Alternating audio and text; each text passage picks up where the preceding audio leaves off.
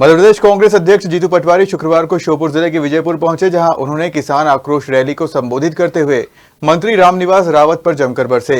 जीतू पटवारी ने कहा कि मंत्री पद के लिए रामनिवास रावत ने जनता के भरोसे को बेच दिया। श्योपुर जिले के विजयपुर में शुक्रवार को कांग्रेस पार्टी के नेताओं ने आम सभा की। इस दौरान पीसीसी चीफ जीतू पटवारी, पूर्व मंत्री जयवर्धन सिंह और अरुण यादव ने रामनिवास रावत को घेरते हुए जमकर हमला बोला।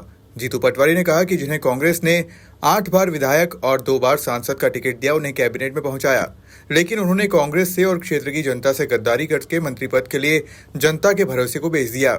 जीतू पटवारी ने कहा कि इस चुनाव में पटवारी, पंचायत सचिव, पुलिस वाले से लेकर थानेदार और अनेक बड़े अधिकारी आपके पास आएंगे, आपको दबाने का प्रयास करेंगे, लेकिन आपको दबने की जरूरत नहीं है। संविधान को, लोकतंत्र को धोखा देने वाले रामनिवास जी ने निर्णय क्यों लिया? 8 बार आपको विधानसभा की टिकट दी, 2 बार लोकसभा की टिकट दी, आपको मंडी का अध्यक्ष बनाया, आपको राज्य मंत्री प्रदेश का बनाया, कार्यवाहक अध्यक्ष हमारे साथ कांग्रेस पार्टी ने आपको बनाया, आपका बेटा युवक कांग्रेस का अध्यक्ष था। आखिर क्या बात थी वो कि आपने कांग्रेस पार्टी और विजयपुर के मतदाताओं को धोखा दिया? ये सवाल बनता है या नहीं बनता? बोल के बताओ, बनता है नहीं बनता है? अरे आपका पक्ष है, आपकी जमीन बहुत ज्यादा, उसकी लीज बच गई, टाइटों में लग गए। अरे आदिवासियों ने क्या गलती की है? गरीब लेके रखड़ी है, बिंदर है, क्या कारण है इसका? आप इतने साल से देखो नहीं, ये बताओ रामनिवास जी, मेरा सवाल है आपसे, सबसे ज्यादा मातृ मृत्यु दर, बेटा पैदा करते हुए बहनें यहाँ क्यों मरती है? सबसे ज्यादा शिशु मृत्यु दर, बच्चा पैदा होता है, सबसे ज्यादा यहाँ विजयपुर श्योपुर में क्यों मरता है? आपको बताना पड़ेगा कि देश का सबसे गरीब एरिया विजयपुर श्योपुर क्यों है?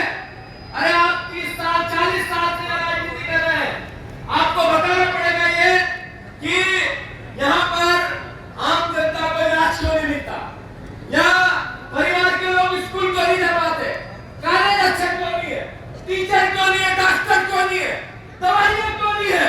इसका दोषी कौन है?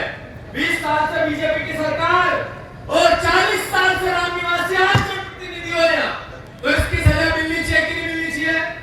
अरे मिलनी चाहिए कि नहीं मिलनी चाहिए? बात इतनी है, मुझे याद है आज ये कोई मैं नफरत फैलाने के लिए बात नहीं कर रहा हूँ। अगर मैं गलत हूँ तो रामनिवास जी को चुनौती देता हूँ, ये जवाब दे इसका। ये कुशवाहा है, आदरणीय हमारे बेटा जी विधायक थे 25 बार। अरे बेटा को आगे मत बढ़ाओ यार, वो उल्टी सीधी इनके लिए 50 बार मुझे बात कही, कई नेताओं को कही, ये बाबू गंडेर साहब, इनको लेकर कैसी कैसी बातें, ये तो मीरा ही है ना, इनको क्यों कहा उल्टा सीधा, इनको क्यों पीछे तो गंडेर जी, रामनिवास जी ने कांग्रेस पे था, कभी वो बोलता था नहीं बोलता था आपको? इधर रामनिवास जी वो बटा के रखो, वो आपसे नाराज है, लगातार विरोध। ऐसा क्यों? कोई जाति का आदमी आगे नहीं आना चाहिए, कोई उनके अलावा ये नेता नहीं बनना चाहिए। अरे मैं पहली बार रामनिवास जी थे और मैं आया तो एक कार्यकर्ता बैठे, कई लोगों ने कुशवाहा जी, उन्होंने कहा भैया हम आपसे ढंग से मिल नहीं सकते, इतना आतंक है।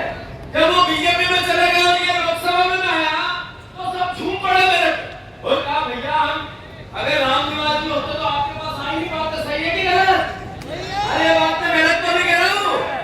अरे कितना आतंक, कितना डर, कितनी दहशत, ऐसा जनप्रतिनिधि आप लीजिए। अरे आपको बताना पड़ेगा रामनिवास जी कि इस प्रदेश में 2 विचारधारा है, इस देश में 2 विचारधारा है। एक कांग्रेस पार्टी की जिसमें गरीब का ध्यान रखा जाता है, आदिवासी का रखा जाता है, बाबा साहब अम्बेडकर की बात करता है, जिसमें किसान की बात होती है।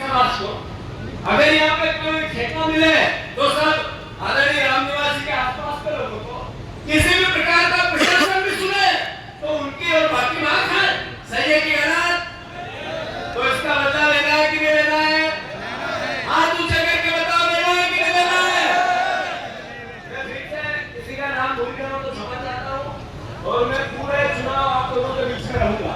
वो सारे ब्लॉक अध्यक्ष, सारे यूथ कांग्रेस, एनएसयूआई, महिला कांग्रेस, सारे हमारे मंडल सेक्टर, सब परिवार के लोगों के बीच में किसी के खाना पाऊंगा, आप लोग खाना खिलाओगे? अरे